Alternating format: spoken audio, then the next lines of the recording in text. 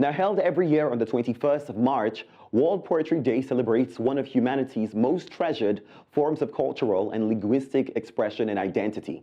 Now, World Poetry Day is occasion to honor poets, revive oral tradition of poetry recitals, promote the reading, writing, and teaching of poetry, and foster the convergence between poetry and other arts, such as theater, dance, music, and painting, and of course, raise the visibility of poetry in the media.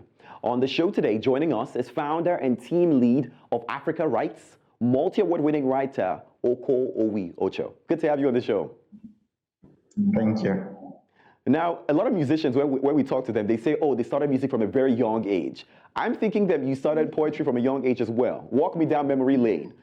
Do you remember your first poem, maybe? Yeah, I wrote my first poem when I was in secondary school. Okay. I think then I was about age 17. Yeah, age 17 or so. Yeah, it was a love poem for the lady I was crushing on then.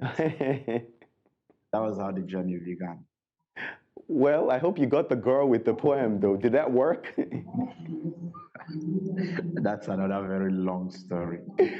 All right, let's talk about poetry, for you. What inspired your passion? I mean, that was 17, and now, many years down the line, this is what you are doing and celebrated for it. What would you say has inspired your passion for poetry? Okay. I think so far it has been the issues of identity. I mean, growing up, I learned that I needed to raise issues about my culture. I need to talk about my people. I need to try to preserve the cultural identity of my people. So yeah, that has been a major source of inspiration that has kept me going, because I learned that it's not just about my personal feelings of love and its expression. So having to write about the conflict, cultural conflict of my people, and the one I confronted. I mean, having to leave Benue State at age 7 to Lagos. So there was that cultural conflict, so I had to find a way to express that. And through that channel, I felt I needed to be committed to talk about the state of things in my country, to talk about the plight of people around me. Yeah. I like how you put that, especially because you're talking about, cultural identity. So how would you say that poetry has, impacted, our culture as a people? And like you said, this identity that we all need to be a part of and celebrate and nurture, not just now, but also for the future. How would you say that has worked so far in impacting the culture? Okay, I think most especially for we Africans, poetry has been a major part of our life. I mean, from oral literature, we use songs and poetry to teach children about their ancestries, about the way they should behave, and all of that. So now when you bring it to modern poetry, it has also served the same purpose. I mean, in Nigeria, for instance, we have a very long line of respected poets, right from the first generation of African writers. When you mention now people like Wole Soyinka, Gabriel Kara, J.P. Clark, Christopher Kibo, and all of them. So poetry has been instrumental across the different generation, and even up to this moment, it's still very important. Now, you had made mention of a few, people that probably have inspired you. In fact, names that we're all very familiar with. But you, my friend, are pretty good for your work as well. We will sing water. Now I sing God into stones. This is some of your work. What would you say sets you apart as a poet from perhaps others? And what what sets you apart really? I think it's the voice. Every writer has his or her voice.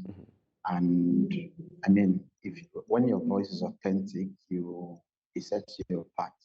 And I think for me, it's majorly the way I've been able to bring in this sense of culture into my own writing. Most people often feel that for we young people, we young writers, because of the age of technology and all, We no longer go back to the root of our culture to bring in certain cultural sense.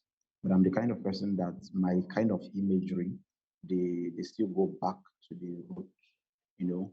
So that sort of sets me apart. And another thing that sets me apart is the way I use my own personal story to drive into the collective unconscious. So instead of writing a poem about how I am sad as a person, I try to relate to how that state leading to sadness could be a human phenomenon affecting everybody in society. Mm. I like that. The time on the show is almost exhausted, but I want to ask you one question before I let you go, okay? Is it true that Okay. anybody can write? And what advice would you have for someone who wants to take up, perhaps a hobby or a career as a writer or a poet? Well, anybody can write. I mean, so long as you can put alphabets together, you can use your pen to write, it means you can write. But for the business of poetry, for you to write, and if you want to pick up the trade, it means you must be willing to be an avid reader. If you're not a reader, you cannot be a writer. And so it's important that you familiarize yourself with people who have written before you. And importantly, to be able to find that state of uniqueness, you must also learn to go back to your culture. So it's that kind of mergence, the modern and the traditional, than being a well-read person that sets you apart and gives you a voice of your own. Oko, it was an absolute pleasure having you on the show. I wish we had more time to celebrate, writers like yourself Thank you. all across the globe as well. But I want to say a big thank you for being a part of the entire show, okay? Thank you.